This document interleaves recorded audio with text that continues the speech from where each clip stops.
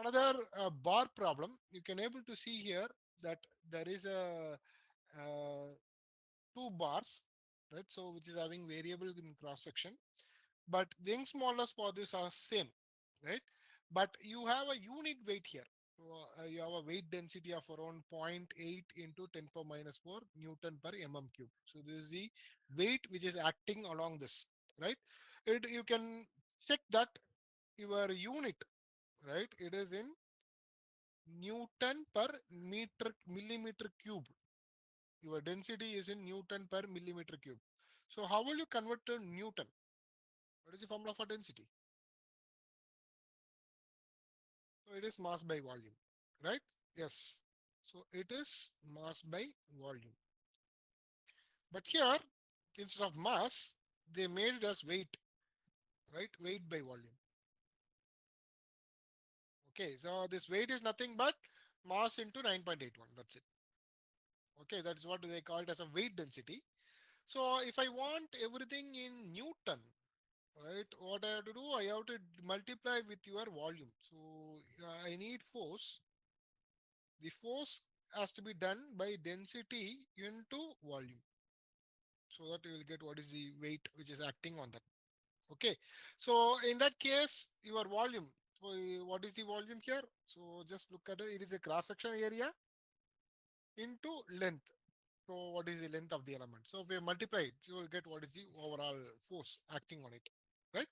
So that is the only difference. Other than this, you have a force, a normal force, a point load of around 420 Newton acting here. And they mentioned 100 mm square actually. Right? Sorry, 100 is the width.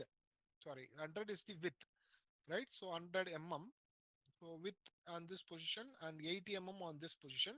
Thickness is 25 mm, which means if I consider this in 3 dimension, so it will be like this. So something like this, right? So like this. So your thickness here, which is 25 mm. So thickness is common.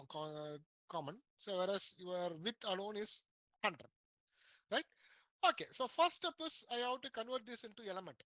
So you look here, there is a variation in cross section and you have a point load here. So which means I can consider this as one element and this as another element. So in that case, I can mark this as two elements. Okay. For better convenience, for better understanding, I am drawing it vertically. You can also draw it horizontally. It doesn't matter. So it depends. So since it is having weight and other things, I am going to draw this elements vertically. This is my first element, right, which is having two nodal points. So nodal point 1 and nodal point 2. So we call this as element 1. And we have another element. So let me consider one more element here. So with respect to this, so this is another element. So this element is having nodal point 2 and nodal point 3, right? Called as element 2. So two elements, so which is acting here, right? What are the boundary conditions? When you look here, so node 1 is fixed, right? Node 1 is fixed, which means fully arrested. Okay. Node 2, you have a force. You have a force which is equal to 420 Newton. Okay. So it is up to you. So if you consider the downward force as a negative, you can also consider it. Otherwise, you can directly solve it, right? If you put negative sign, you know that the displacement will be coming along this direction, which will also be a negative one. Okay, so anyway, that is same.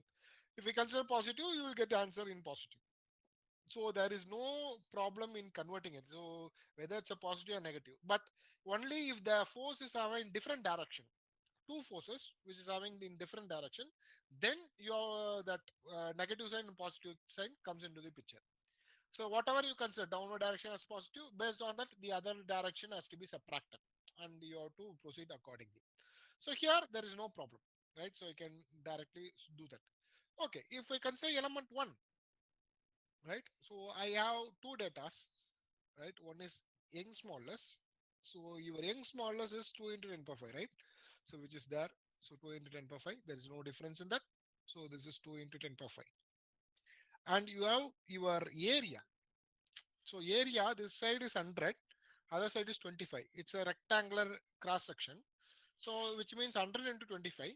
So 100 into 25. So you're getting 2500, right? So this is my area.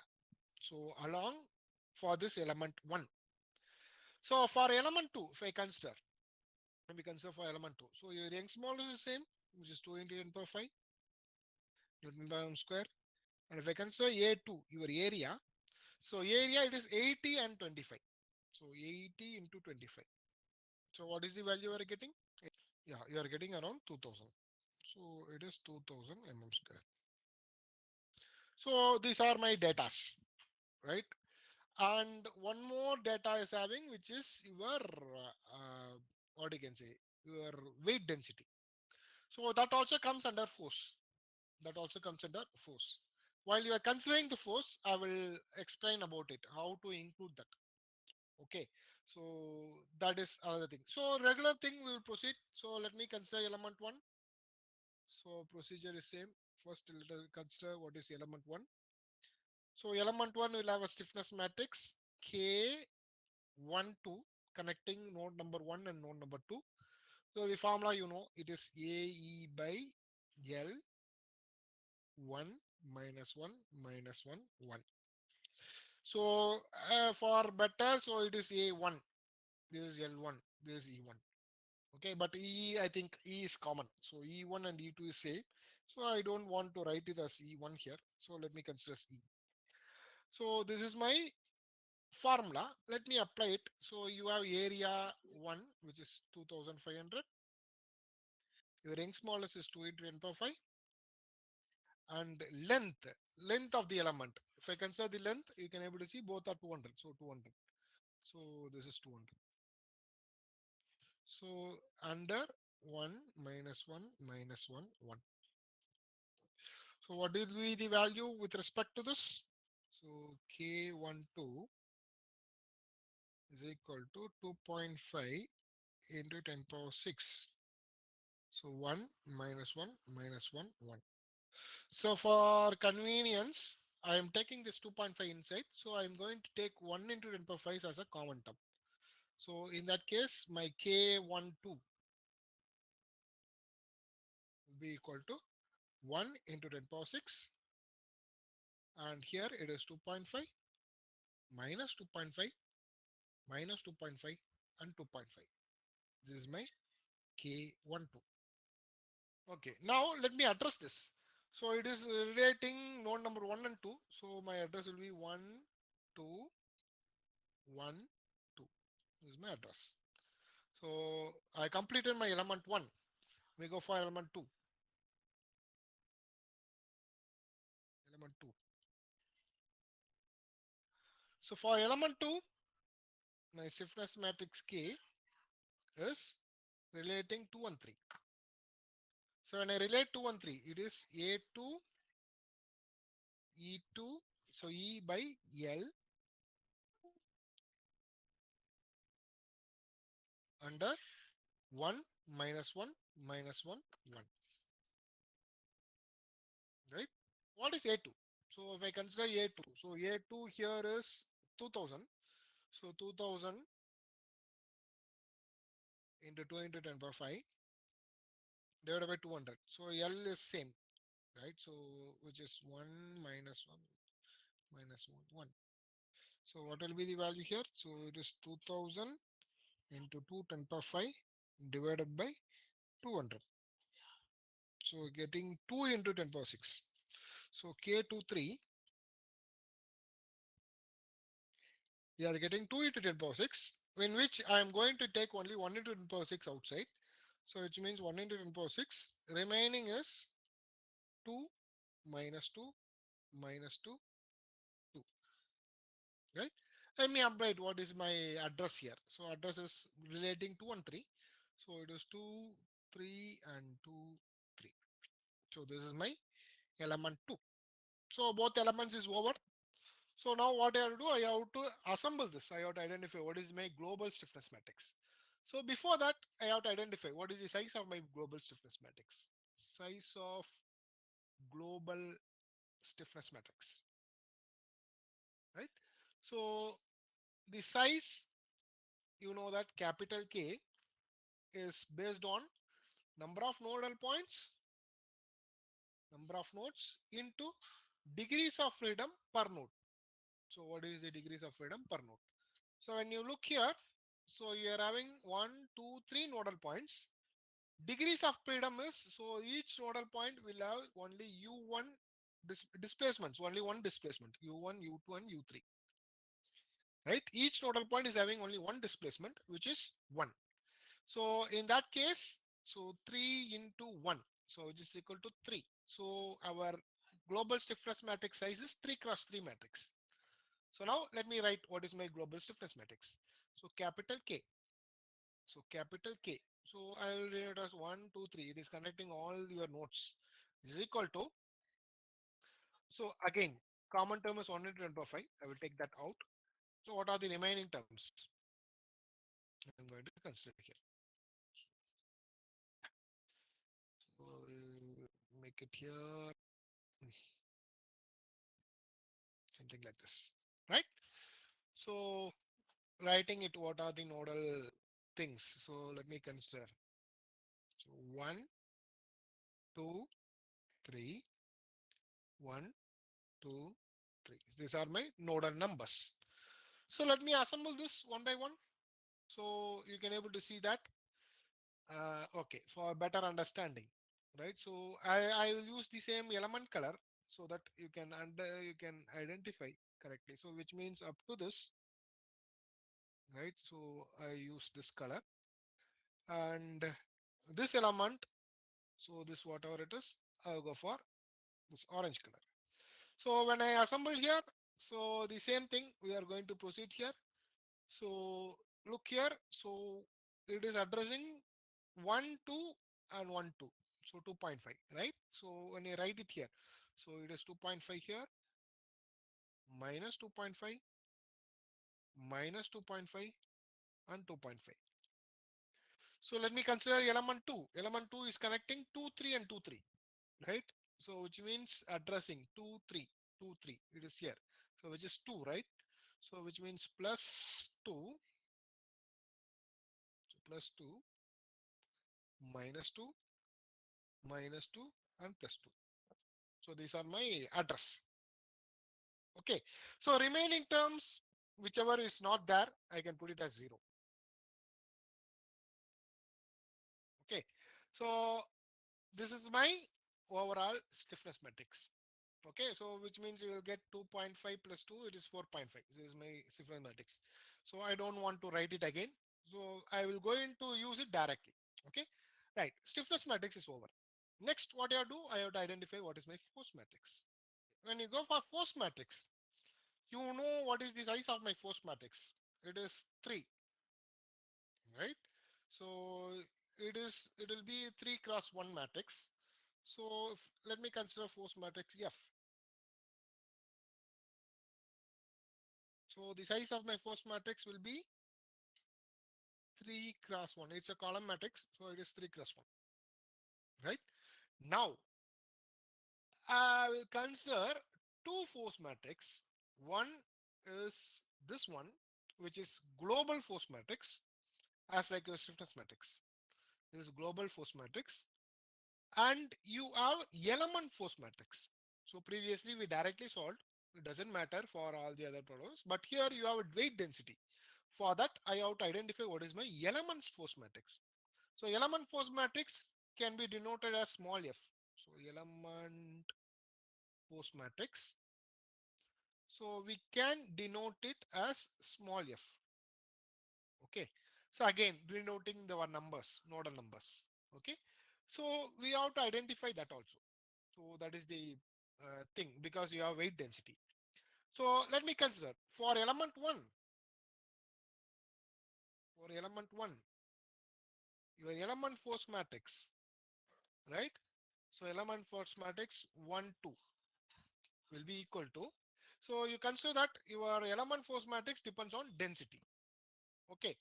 In that case, so your F12, right, will be equal to weight density. What is the weight density here? Look here. So for this element, right, for element 1, we have, I can write it as rho A L. So as we discussed earlier, density into volume, right? So actually this rho is in Newton.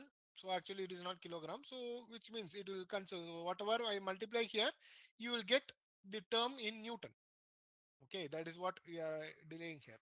So this is for this element, right? So this particular element, element 1 and element 2, right? In this element, we are having this rho AL. So rho AL is the overall weight which is to be distributed, right? How many points are here? 2 points are here, which means I can write this as 2. So one at this location I can write it as rho AL by 2. Other location is here, which is rho AL by 2. Adding this 2, you are getting rho AL, right? This is what it is distributed on the nodes, right? Because we are concentrating only on nodal points, but rho AL is for the overall term, right? So I am distributing it. So this is for two nodal element. For example, if I have only one element which is having two nodes, I can write it like this: rho AL by 2, rho AL by 2. What happens one element having three nodes? What you will write? Can you can you tell me? If one element is having three nodes, how to write that? How to distribute this rho AL? So divided by Stevenson? 3. Okay. Yes, it is divided by 3. So in that case, rho AL by 3, rho AL by 3, rho AL by 3. So that is how you have to distribute it. So in this case, it is the term. So let me write it out then. So F along 1, 2 will be equal to, so I will write it as rho AL by 2 and rho AL by 2, right? Is equal to, what is your rho AL? So rho is your weight density, which is zero point 0.8 into 10 power minus 4. So zero point 0.8 into 10 power minus 4 into area. So area for element 1, it is 2500, right? Into length of the element is 200, right? All divided by 2. Similarly, so here also same. So 0.84 into 10 power minus 4 into 2500 into 200 divided by 2. So this is the overall term, right? So look here, it is in mm cube. So here also all units are in mm. So no need to worry. Okay, can you tell what is your F12? So 20, sir. 20 and 20. Okay, this is 20 and this is also 20, right? Okay, good. So now I can address this. So my address is 1 and 2. So connecting nodal point 1 and nodal point 2.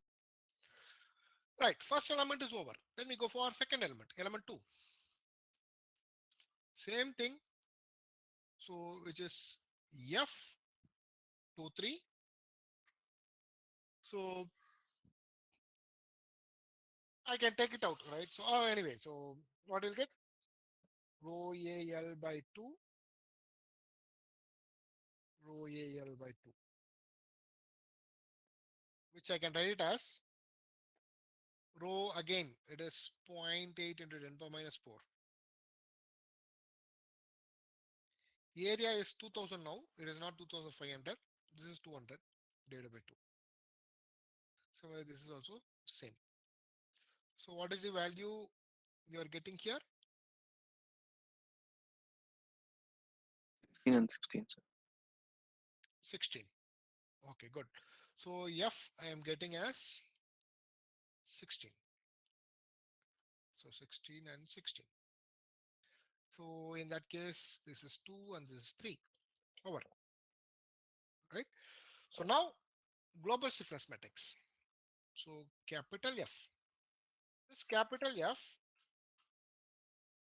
I can identify what is your overall F based on weight density plus your external force. What are the external force which is applied, right? So that will be the overall force. So in that case, let me identify what is my capital F. So capital F will be equal to, so I am splitting into three. So you have nodal point, sorry, this, you have nodal point 1, 2, and 3. Okay. So let me assemble this. The first one and two, 1 and 2 is 20, 20, right?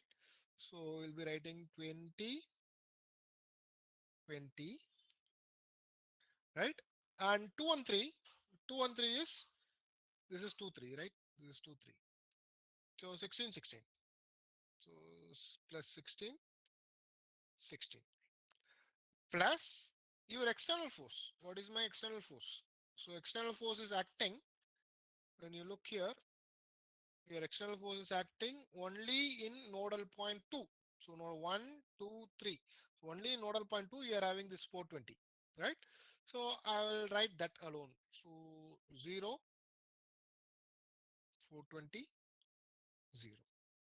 So just add this, that will be your total force. So total force F is equal to, so it is 20. So 36 plus 420. So I think 456 and 16. Okay. Now I can say that F is equal to K into U, right? So what are my F terms? So F is 20, 456, 16 is equal to K. So 1 into 10 power 6, my K values. What are my K values? So 2.5 minus 2.5, 0. So 2.5 minus 2.5, 0. So this will be minus 2.5. This is, I think 4.5, right? I think this 4.5, 2. So minus 2. So the minus 2, 2, right? I think this is my matrix. So then you have U1, U2, U3, right? So this is my overall value. In this, if you apply my boundary condition, what is my boundary condition? At nodal point 1, it is fully fixed. In that case, I can eliminate that nodal nodes, right? So that first row and first column, I can eliminate my first row and first column. So here, so I have this numbers. So 1, 2, 3. Similarly here 1, 2, 3, 1, 2, 3. This is my address. So in this, I can eliminate the first row, right, and first column. Okay, so because your U is fixed, U1 is fixed. So because of that, I can eliminate that. Remaining terms, what are the terms we have? We have this 456, 16 is equal to 100 in power 6, 4.5 minus 2, minus 2, 2. Similarly, we have U2, U3. Okay, these are my values. So now what I can do, I can split it up. So no need to go for inverse. Big inverse is complicated. So what I can do, I can write it here. So I will multiply this. So 1 into 10 power 6 is a common term. 4.5 U2 minus 2 U3, right? 2 U3 is equal to 456. This is equation number 1. Next, 1 into 10 power 6 is common. Minus 2 U2, minus 2 U2 plus 2 U3 is equal to 16. That is equation number 2, right? You can easily solve this equation. You go to equation mode in your calculator, try to solve this. Find out what is the values of this your u2 and u3 is equal to, so 1.88 into 10 power minus 4 mm. Are you getting this? Yes, sir. So u3 is 1.96 into 10 power minus 4 mm. This is my answer, right? So if I find out, we'll get this as an answer. So next, you have to identify what is the element stress. So for that element stress, so you know that this is my element. So you have these 3 points. Nodal point 1, which is having u1, nodal point 2, which is having u2, nodal point 3, which is having u3, and your length is 200, 200 each. So I want to identify what is the element stress is node 1 and node 2.